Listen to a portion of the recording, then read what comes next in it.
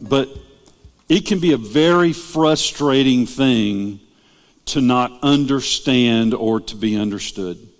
I have a grandson now that's a little over a year old. He can't really talk yet, but the kid knows how to communicate.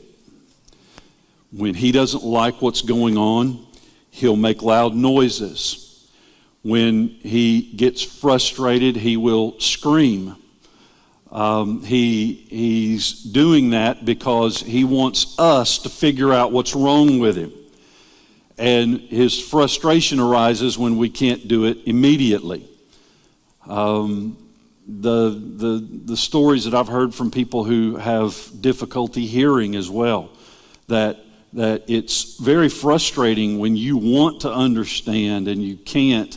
And it's also frustrating for those around them because they want to be understood and they aren't being understood. At the end of the day, I use these illustrations just to point out this truth. Being able to understand others and be understood through speech is an incredible gift from God. It's something that we can take for granted very easily because it's common, but to be able to understand and be understood is an incredible gift. One of the best gifts that we probably haven't thought about thanking God for recently. But it also illustrates this truth. We are capable in our fallen state to turn the best of God's blessings into avenues of sin.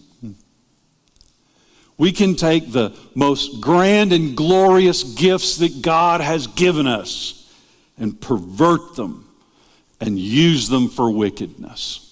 The ability to speak, great and glorious gift. But there may be no other avenue through which we sin more commonly than by what we say. There are many sins that kind of demand situations. There are certain sins that I can't commit everywhere. I could think about them and maybe that could be sinful, but to actually act on them, I need to be in certain situations. Not so with what I say. If I'm conscious, I can do it. It's with you all the time, right there. That word that can be spoken, that has the power to bless and to build up and to encourage and edify. But at the same time, from the same source, the ability to tear down and destroy. It's there with us all the time. James talks a lot about this, the power of the tongue, throughout this letter. He introduced it back in chapter 1 where he said very bluntly, if anyone thinks he is religious and does not bridle his tongue but deceives his heart, this person's religion is worthless. It means of no value. You believe yourself to be religious but don't bridle your tongue. It means that whatever you're thinking is significant enough to save your soul probably isn't. It renders your religion as worthless. What James states bluntly and concisely in chapter 1 is really an introduction to what he goes on to explain in the passage today in chapter 3. These first 12 verses of chapter 3 are so incredibly clear. They're concise, they're straightforward. He reinforces them with metaphors and analogies. In truth, these verses almost preach themselves. In no uncertain terms. James teaches us that words themselves are works. You remember that faith without works is dead? Well, James is teaching us that our words are actually works. Works which They don't save us. They don't have saving power, but they are works that reveal our faith. And any experience with grace that you have that's sufficient to save your soul will also be sufficient to change the way you speak. Aren't you glad you came today? If your tongue is not bridled, it's evidence of a deeper problem in your life, and it really should cause concern. Because words are the great revealer of the quality and character of our faith. And if sin is going to manifest itself anywhere in our lives, it's going to manifest itself in what we say. It's one of the first warning signs that there's unrighteousness lying beneath the surface when it comes out in our speech. Listen to Jesus from Matthew's Gospel, chapter number 12, verse 34. This is an important verse. Matthew 1, 2, 3, 4. It do you good to remember it. Matthew 1, 2, 3, 4. For out of the abundance of the heart, the mouth speaks. Jesus is saying that what we say is the great revealer of what's actually inside. And so with that in mind, I want us to read these verses in James. And as we do so, I want to ask the Spirit of God that He would bring revelation to us and transform our hearts in the process. James chapter number 3, beginning in verse 1. Now many of you should become teachers, my brothers. For you know that we who teach will be judged with greater strictness. For we all stumble in many ways. And if anyone does not stumble in what he says, he's a perfect man, also able to bridle his whole body. If we put bits into the mouths of horses so that they can obey us, we guide their whole bodies as well. Look at the ships also. Though they're so large and are driven by strong winds, they're guided by a very small rudder wherever the will of the pilot directs. So also the tongue is a small member, yet it boasts of great things. How a great forest is set ablaze by such a small fire. And the tongue is a fire, a world of unrighteousness. The tongue is set among our members, staining the whole body, setting on fire the entire course of life, and is set on fire by hell. For every kind of beast and bird, of reptile and sea creature can be tamed and has been tamed by mankind, but no human being can tame the tongue. It's a restless evil, full of deadly poison. With it we bless our Lord and Father, and with it we curse people who are made in the likeness of God. From the same mouth come blessing and cursing. My brothers, these things ought not be so. Does a spring pour forth from the same opening both fresh and salt water? Can a fig tree, my brothers, bear olives, or a grapevine produce figs? Neither can a salt pond yield fresh water. Oh, let's pray and take a deep breath. Lord, this was strong and straightforward truth. Give us the grace necessary to distill it this morning. Apply it to our hearts. Where we need, grant us the gift of repentance. Above all, transform us. In Jesus' mighty name. Amen. This passage starts out with it kind of does preach itself, doesn't it? But it starts out with a warning to teachers. I've always thought that was interesting in the context, but I think the reason that he starts out with a warning to teachers is not that being a teacher is a bad thing.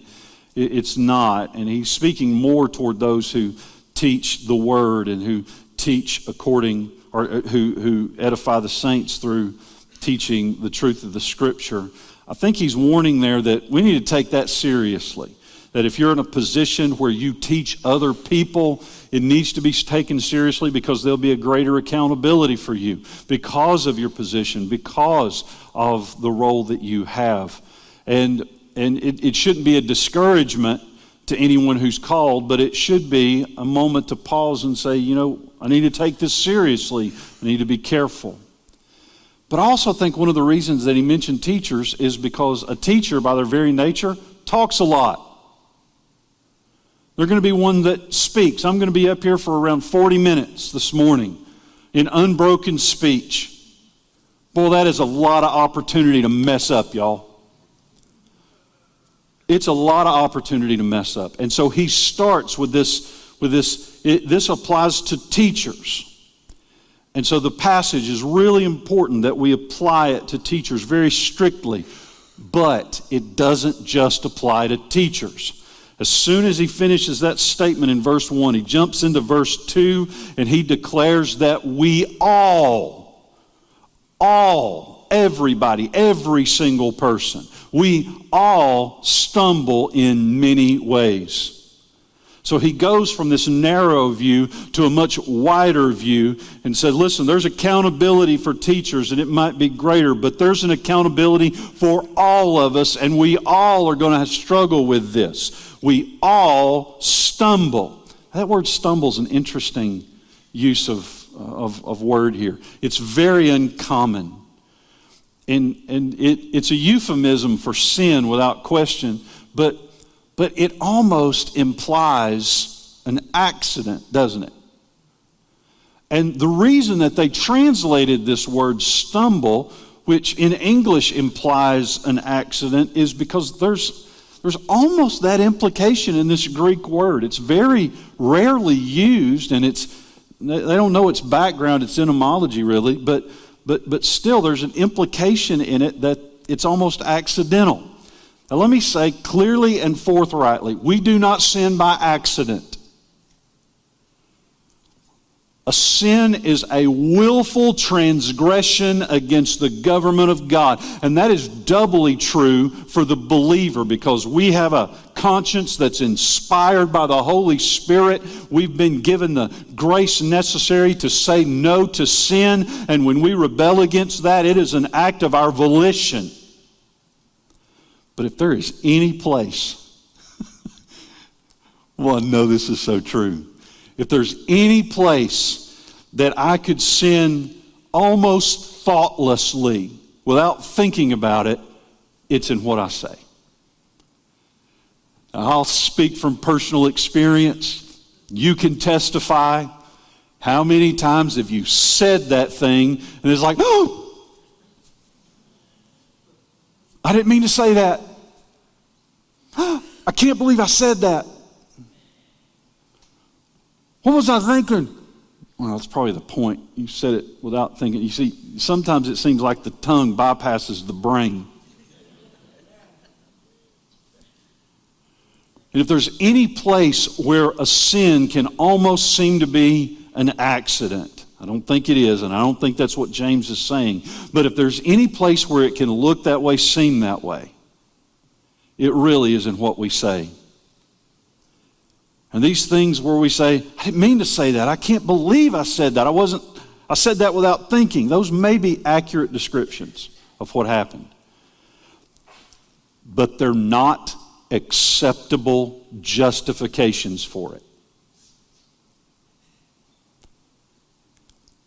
You can't just say, oops. Some of y'all know that's the truth because you've said things and it made an impact. And you're just like, I didn't mean it, but you said it. I didn't mean to say it, but you said it. You might not have meant to, but you did. And so there's no acceptable justification. We're accountable for what we say. And it should inspire us to be ever increasingly careful, because careless speaking is an affront, an assault on wisdom. But know this, James himself is pretty pessimistic about our ability to tame our tongues. He says in verse 2, if anyone does not stumble in what he says, y'all, that is so incredibly hypothetical. And I'll show you why. If anyone does not stumble in what he says, he is a perfect man, able also to bridle his whole body. He's basically saying that if your tongue's under control, everything else will be too. Because if you've got a handle on this, on what you say, everything else is probably going to be fine. You'll be controlling your hands. You'll be managing your eyes. You'll be careful about what goes in your ears. Your feet will only take you to the right places. If you're the kind of person who can tame your tongue, control your tongue, you're going to be golden with everything else. In short, he's saying if you can control your tongue, you're fully mature. That's what that word perfect really means there. Fully mature. If you've controlled your tongue and you're doing it consistently, brother, sister, you have arrived. You might be going to heaven soon. No growth left for you. In short, get what he's saying. He's saying that everybody's going to struggle with this. If you can control your tongue, you'll control everything else. Now, I say he's being a little pessimistic by saying this because I don't think he expects perfection to be attainable in this life. Even among the teachers that he felt the need to warn at the beginning. But rather what he's saying is that if you judge your spiritual maturity, and I don't know how you judge it. I don't know how you look at yourself and judge your growth in the faith, your progress in the faith. What he's saying is this. You need to judge your spiritual maturity based primarily on what you say. It is the great revealer of what's really going on in here. It's the single greatest indicator of your maturity. And if you're basing your spiritual maturity on anything else, I read the Bible every day. I have it memorized. I pray, I do this, I do that, I serve, you name it. You really want to judge your spiritual maturity, look at what comes out of your mouth. This is the great indicator. And he goes into great detail talking about its power. He describes how the tongue, how our speech, how our tongue specifically, as a member of our body, is disproportionately powerful. Little bitty thing. I mean, not very big. Little bitty thing. Hidden most of the time, right? Don't misjudge its power based solely on its size. It's small, but don't let that fool you. Don't let it fool you into thinking that it isn't capable of incredible destruction. Don't let it fool you into thinking that because it's small, it's easy to control. Don't let it small size fool you into thinking that it won't be the thing that wrecks your life and the lives of other people around you. This little muscle that's so often hidden is very often the thing that directs the course of our lives. Listen to the illustrations he gives. That it's like a bit in the mouth of a horse.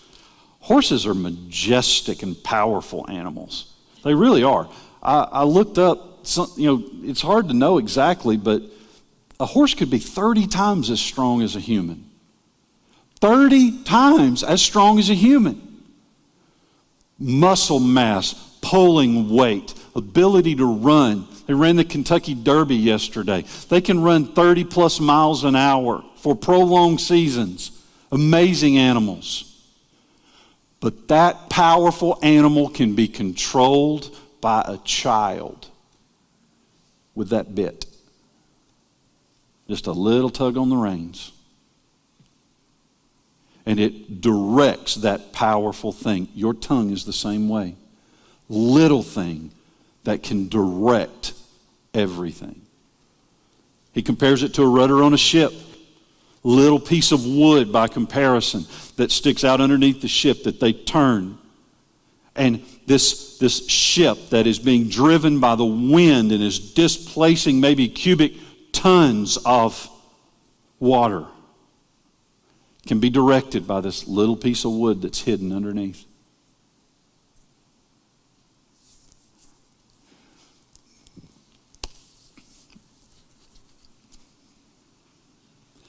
I have this revelation of myself. You guys judge your own way. So much of the really bad stuff that I've gotten into in life has started because of my mouth. And it has directed me into train wrecks. Now, it's powerful as well. It can direct me into life. But so often I bear the marks of it in my flesh. It's directed me into destruction. Don't think that just because it's small and common that it isn't powerful. It's disproportionately powerful. He describes it as being set on fire by hell. I mean, really strong language, right? That word hell is it's a derivative from the Hebrew word Gehenna. Gehenna is this valley of Henna just outside of Jerusalem, where at one point in time they sacrificed children to the false god Molech. Got a bad history. And it became the trash heap of Jerusalem, and they would throw refuse out there, and convicts who had been killed, they would pitch their bodies out there. And it's said of the valley of Gehenna that it burned constantly. It was constantly smoldering. Underneath this mound of their garbage, there was a fire that burned and smoldered all the time. It stunk. It was horrible. It was the worst place that they could think of to be. And James says that our tongues are set on fire by the trash heap of Israel.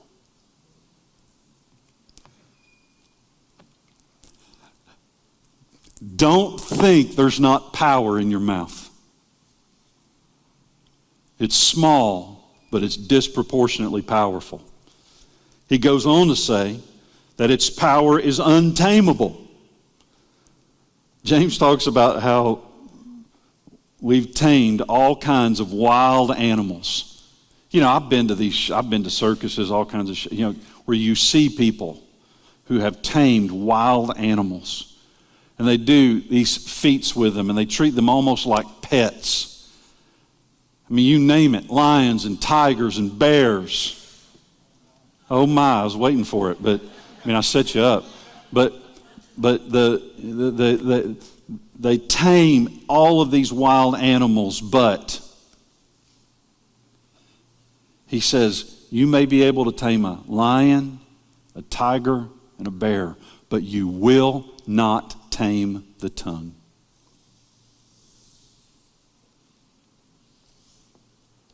He's saying that humans might be able to tame these things, but they will not tame the tongue. And that is to say that it will never be permanently consigned to a place of thoughtless control. It means that the tongue's power makes it necessary that you have to resign yourself, that you will never have it permanently tamed, and you will for the rest of your days have to contend against its negative power.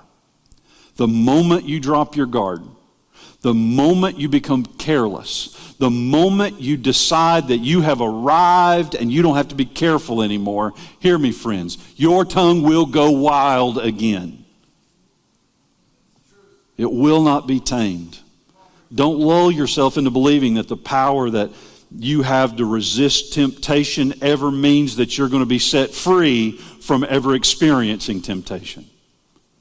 The rest of your life is going to be a fight to wrangle your tongue. And settle in for a long fight. You want a long life? Come on, we want long lives, right? That means a long fight with the tongue.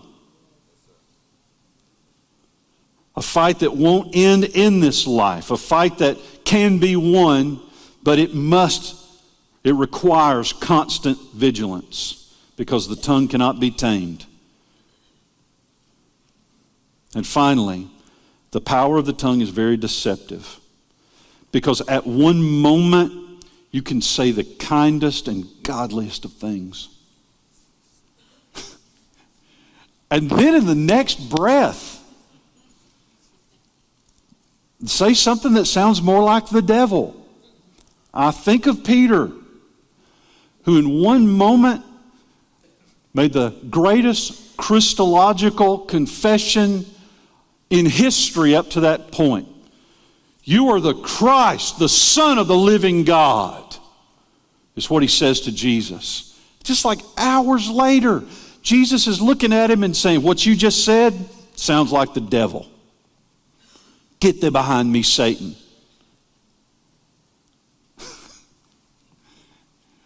It's so deceptive. It's as if the same spring produces good water and bad water.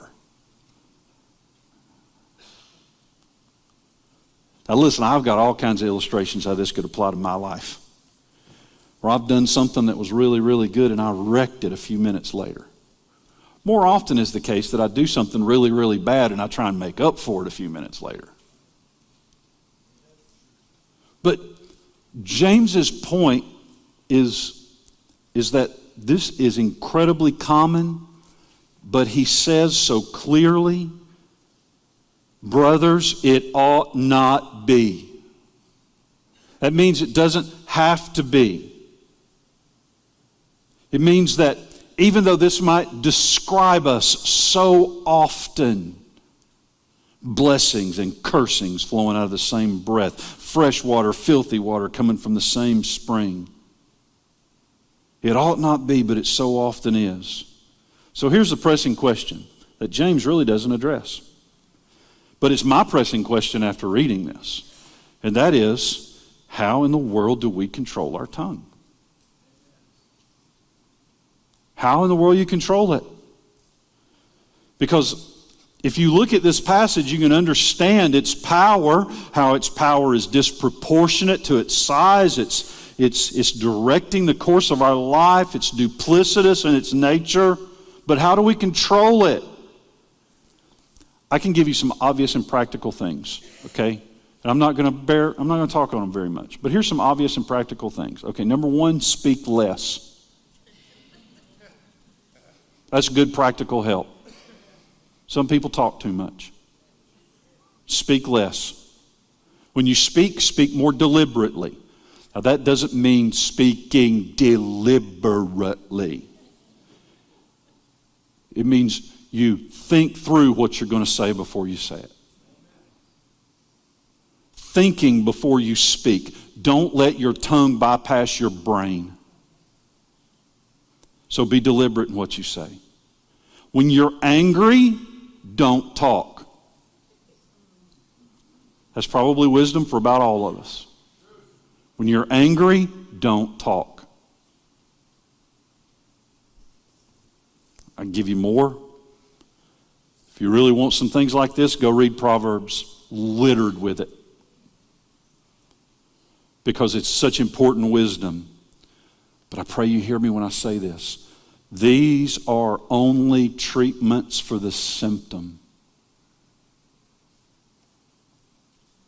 The issue isn't so much what you say, nearly as much as it is why you said it in the first place. The issue isn't the bucket.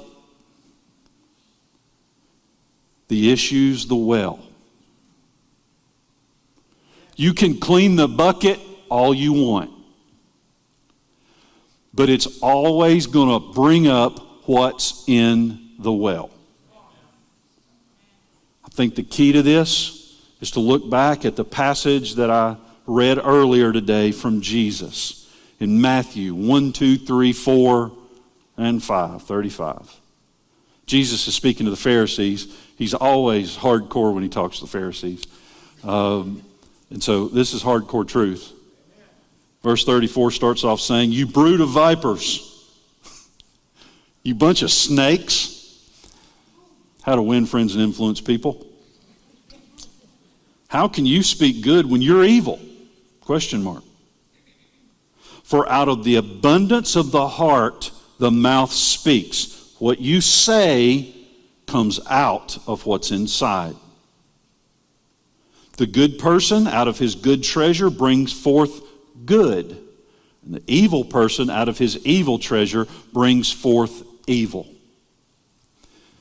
If you want to really see a remedy in what comes out of your mouth, there's some practical things you can do. I talked about them. But the real solution is not you living, biting your tongue. I mean, honestly, if you're just going to do the practical stuff, it would turn some of you into functional mutes. You'd never be able to talk. We need something more than just practical tips. What we need is for the well of our heart to be purified. And the only way that is ever going to happen is by what Jesus did for you on the cross. We need to receive that by faith. That Jesus did what was necessary so that I might be reconciled to my Father. And when I place my faith in that and repent of my old life, it means that He starts a process in me where I am saved from the eternal consequences of my sin. But it also means that I am in process right now as I live of being saved from the power of sin. And one day, I will be saved from the very presence of it. But that day's not yet for us. We need the ongoing work of the gospel in our lives and our faith to be placed in it. And then at the same time, we need to cooperate with that continuing work. Because it's not just the bucket that's polluted. It's what's in the well. And it means that if our tongues are out of control, granted, we're not exercising discipline, but it's evidence of a deeper problem. Listen, if the only thing that flows out of your mouth is negativity, that's not just a problem with this muscle here. It's a problem with this here. If meanness is what comes out, if anger is what comes out, if bitterness is what comes out, if a lack of faith is what comes out, granted, you need to be careful what you say, but what you also need to do is let that stuff that's coming out of your mouth wake you up to realize there's something wrong in here. Otherwise, it'd never be coming out. You're a tube of toothpaste. When you get squeezed, whatever is inside will come out.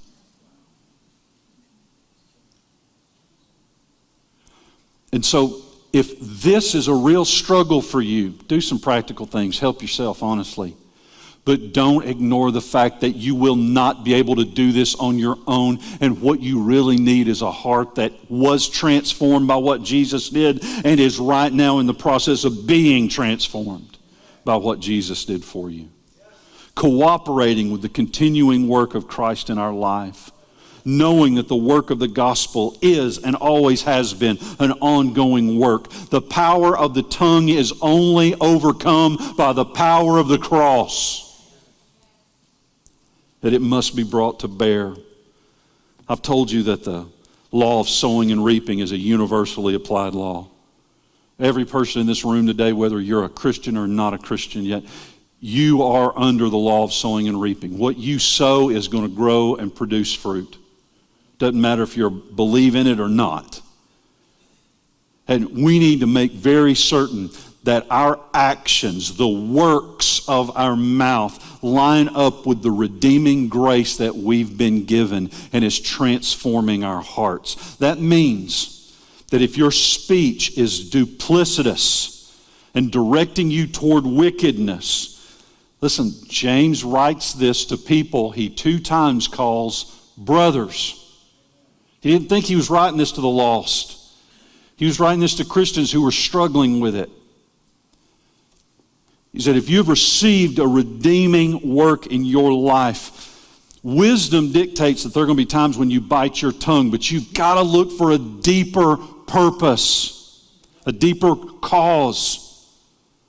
If your mouth is running off in wickedness, ask the Spirit of God to come in and do something in your heart. Have you given place to the enemy? Have you neglected the study of the Word, not renewed your mind, and it's given place to the enemy in your life? Have you embraced a sin? I mean embraced it, not just stumble every now and then, embraced it. Almost as lifestyle. And you're living in it unrepentantly. Have you let anger creep into your heart and then go underground and become bitterness? Have you rejected God's truth in some area of your life? Are you even struggling to believe the truth of the gospel, that everything Jesus did for you on the cross really was sufficient to save you? There's so many things that can go on in our heart, which to us is the seat of our emotions, but to these folks who wrote this, that was your mind and your will. And so, is it being transformed, or is it still behaving like the old guy, the old man, the old person that you were before Jesus came along? And here's what we like to tell ourselves, and this really is what we like to tell ourselves. We like to say, okay, I'm doing this thing over here. I know it's not right. I know it's not godly. I know, but it's just affecting me, and it's only affecting this arena of my life. Nothing could be further from the truth. Because this area over here that you might be rebelling against God's government in could actually be the thing that's polluting the entire well, and it will come up in the bucket. If you think you can compartmentalize life, I'm just going to sin over here and it's not going to touch these other areas, it's all going to be okay. No, it really can't. Jesus went to the cross to forgive you for all of that, but also to deliver you from the power of it. You've got to let the power of the gospel come to bear in all of the arenas of life. And when it does, you'll find a difference in what starts coming up in the well. What comes out when you get squeezed will look more like Jesus. Our speech is one of the most poignant examples of sowing and reaping that we have. Because unresolved stuff in our heart grows and produces stuff in our life. And when we speak that fruit of the stuff that's in our heart, and we speak that fruit, it's fruit that has seeds. And it will cause all kinds of other things to grow as well. Now the good word is this, that your words, the works of your mouth, when they're seasoned with the salt of the word and flowing from a transformed heart that's been radically altered by the gospel, they're going to produce fruit that will bring life. Life and death are in the power of the tongue. But hear me, life is in its power.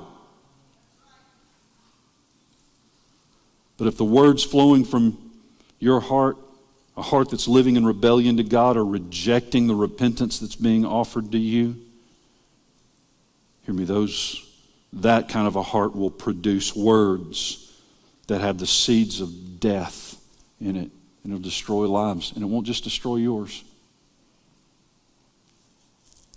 unless you're talking to yourself only.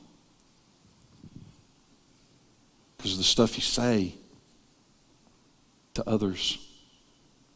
Because the ability to communicate, my goodness, y'all, it's a great gift, isn't it? It's a great gift. I can't get to know you without talking to you.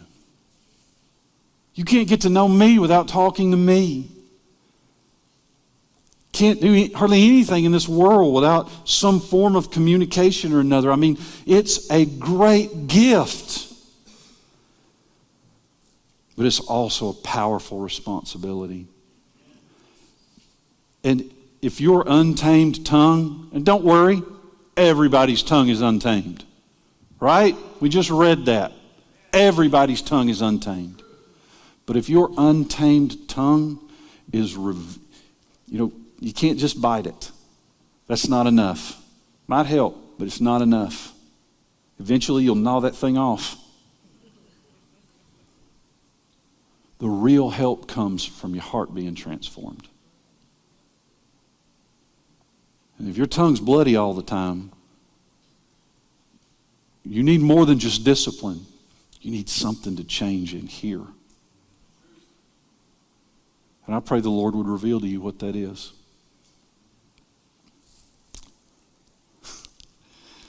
This was hardcore truth. But I want you to know that this will give great direction to life if you let it. Okay, let me make a confession. I told you I wasn't going to do a whole lot of confessing. I'll make a confession. I used to, back in the day when my kids were younger, we would all ride to church together. And one vehicle, saving gas and whatnot. And then I realized that, stuff would inevitably happen on the way to church, and I'd wind up screaming at my kids. Now I get to drive to church by myself. And I don't have to struggle with that quite so much. Even though I was kind of fussy with one of my kids this morning. But I know that it's very likely today you've messed this up. See, I got to drive to church by myself. Before I walked in this building, I didn't talk to another human, really. I mean, I was guarding myself so that I could preach with righteous indignation. I know the struggle, I know how real the struggle is, and it might have happened this morning. Best thing you can do is not point out how somebody else in your life messed this up today. I'd encourage you not to do that. That's not going to give you what you want. But what we can do is say, Lord, I spot this.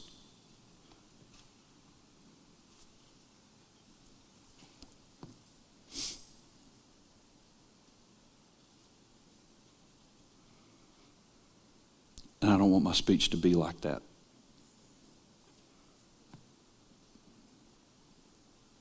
Reveal the place in my life where I'm rejecting the truth of the gospel somewhere and the power of it.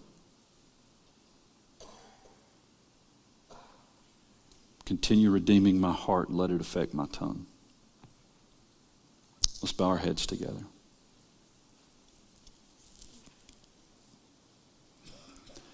Lord, search our hearts in your mercy. I say that conviction is mercy because it means you haven't given up on us. You're offering us opportunity to change. And I ask you that that redeeming work that you began, redeeming our hearts, back on the cross, it continued to our moment of faith, and even now it continues throughout the course of our sanctification, that you would reveal any place in our heart that our sin or our wrong thinking about you, our stumbling, is poisoning the well of our hearts. Lord, I know you are offering forgiveness, but offer repentance as well. Give us the ability to change in this moment.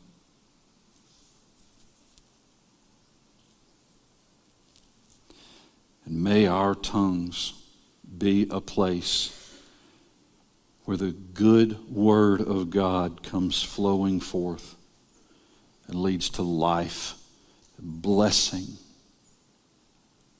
and prosperity of spirit. Lord, may it be so. In Jesus' mighty name. Amen.